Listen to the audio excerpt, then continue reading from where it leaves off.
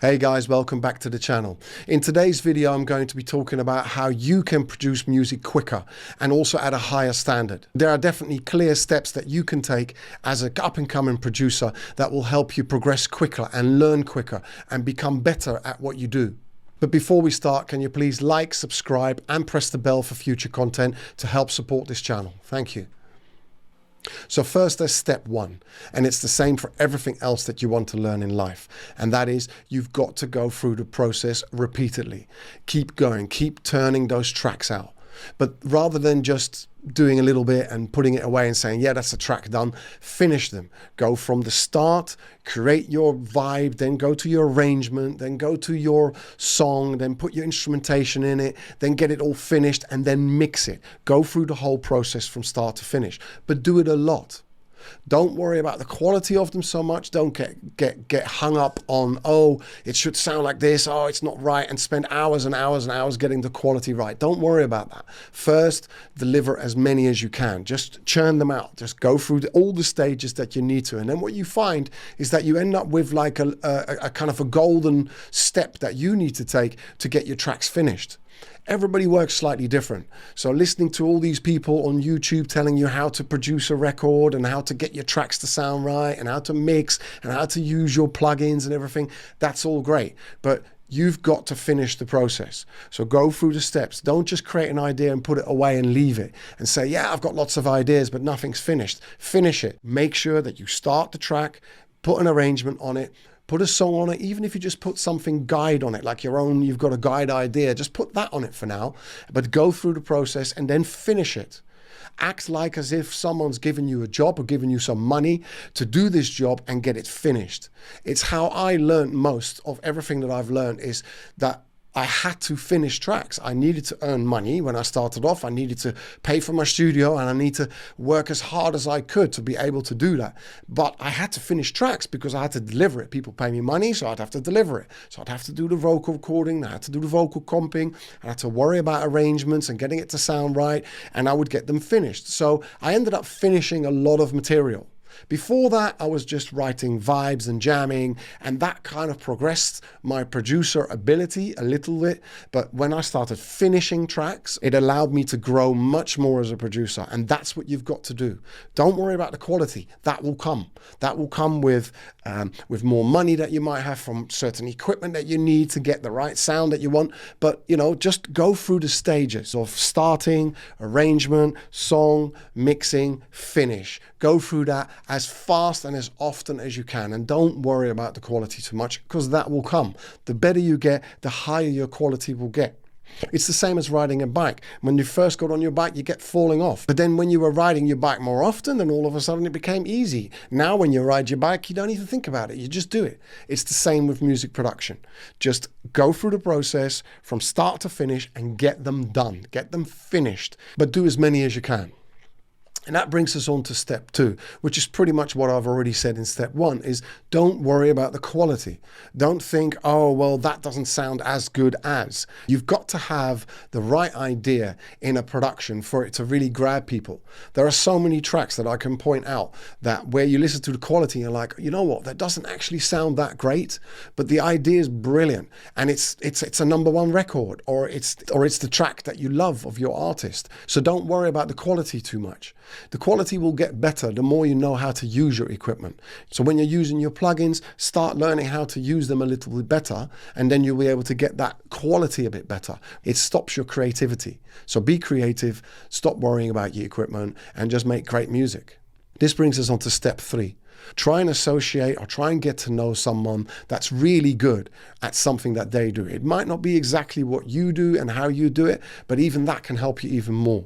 And start working with them. Say, look, I want to collaborate with you, or I want to, you know, can we do a track together? Can I just, you know, sit in your studio and listen to how you go through that process, the start, the middle, and the end of creating a record? Can I do that?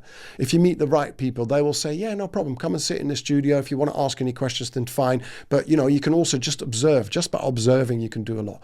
And working with these people, you'll be able to develop your skills much quicker. You will see how it's done, and you'll be able to get ideas from that. Doesn't mean that you have to steal their ideas. It doesn't mean that you're copying them. It doesn't mean that you're going to be a clone of them, because you're not, because you're doing your own thing. But what it does do is it shows you the process.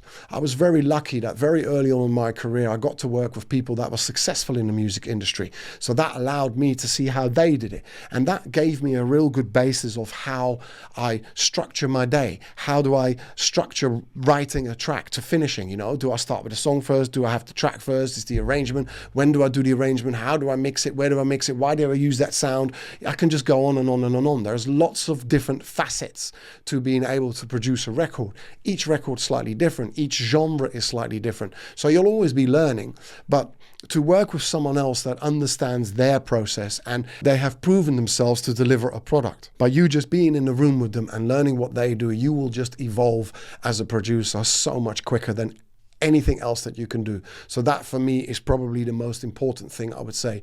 Try and associate yourself with people that are more successful than you, that are better or further down the line. They might not be better in the future because you want to be better than everybody, I think. We just want to be good at what we do anyway, at least. But no man is an island, and just listen to these people and watch these people do what they do. And it will make you just learn so much about production that you'll be able to implement that in your workflow and get better results much more quickly. And that brings us to step number 4. This is kind of like an exercise, and it is something that I did when I was very early in my producer career, is I decided to replay tracks from start to finish. So choose a track that you really love and that you really like and say, right, okay, I'm going to completely recreate that, like absolutely everything. So from the arrangement through to the sounds, through to the instrumentation, and I'm going to listen to that track and dissect it and literally try and play each single section in the way it was, with as close to the sound as you can get to it, to be able to then deliver and mix it the same as close as possible. And what you learn through following what someone else has done on a track that you really like and how hard it is to get it to sound exactly the same, that is a really good skill that will help you develop, because it will show you kind of the layers and the sounds and how they kind of balance the sounds off, and why does this instrument stop here and that instrument start, and oh, okay, I know why that works now and I know why that happens. Oh, I never knew it was like that. You'll learn so much about this one track, but meanwhile you're developing your skills of being able to kind of recreate that. And it's not as easy as you think. It's really not like, oh, I'll just play some chords and do the arrangement and it's done, it's 5 minutes. No, try and really get it exactly the same. It is very difficult. The first track I did was You Can't Hurry Love by Phil Collins. And I did about 4 or 5 of those when I was young. And it really showed me how to be able to finish a track. And that was before I started really then realizing I need to finish tracks in order for me to understand that whole process. So that brings us quite smoothly onto step 5. And this is similar to step 4, but this is where you just listen to music that you really love. And don't just listen like you would normally listen, like you're driving your car and you love that bit and that's great. And yeah, I know a bit about the bass line. No, actually sit there with your headphones is probably a better thing. Or if you can have a really quiet room with a good set of speakers, sit there and really listen to every single thing in that track, and maybe play the track 10 times and say, right, this time I'm just going to concentrate on the bass. And you follow the bass and you follow exactly what that bass does and what's the arrangement of that bass and where does it drop out, where are there changes in that bass line. A lot of the bars are looped, but then certain bits change. Where is it changing? What's it doing when it's changing? How much change is there?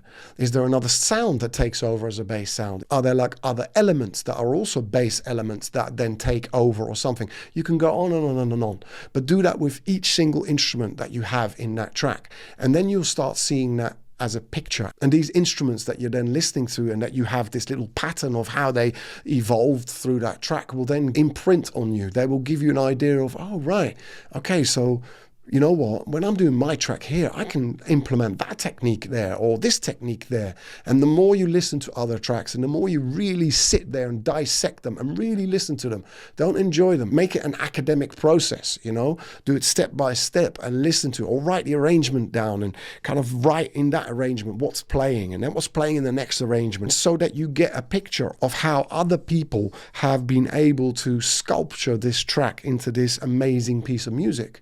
You know, you need highs, you need lows, you need drops, you need ins, you need outs, you need, rises, you need falls, there's so many things that you need in a track to make it finished. And by just listening to other people, it will open your eyes as to what things you can do and implement in your workflow to get your tracks finished quicker. It will really work for you. And that brings us to the final step for today.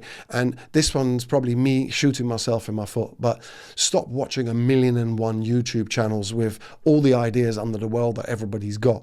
I know that that's how we can learn easily and quickly how to use a plugin, or how do we want to put a reverb on a snare. You can get ideas, but everybody does it slightly differently, and we all have our own way of working. And if you listen to 20 people telling you what to do, you will end up just kind of getting confused because, well, he said do it like this, but he said do it like that, and he was doing it like with this sound, and he was doing it with that sound, so what's better? And then you start confusing and double guessing yourself. So don't do that. Obviously, if you're going to listen to someone, just listen to me, please. That would be great. But I understand that if you choose someone, just kind of stick with them a little bit, and what you learn, just kind of learn it and learn to do it. So don't learn 10 things and try and implement them all at once, because you haven't really explored them. You haven't really utilize them in your own recording process. So learn something and then say, you know what, I'm going to use that in this track. And then once you kind of understand that, then start learning something else. Don't just watch video upon video upon video upon video, getting all this information, and you're just like, yeah, I know it all now. Well, actually you don't, because you haven't gone through the steps of actually going through how that works and how you can utilize that in your workflow. This is about you becoming better. And then you will find your way of working and what will make you successful. And that brings us to the end of this video. I hope that you've enjoyed it, and by implementing these 6 steps, you'll definitely be able to produce your music faster and more consistently at a higher level. Please like and subscribe and press the bell for future content, and hopefully I'll see you soon.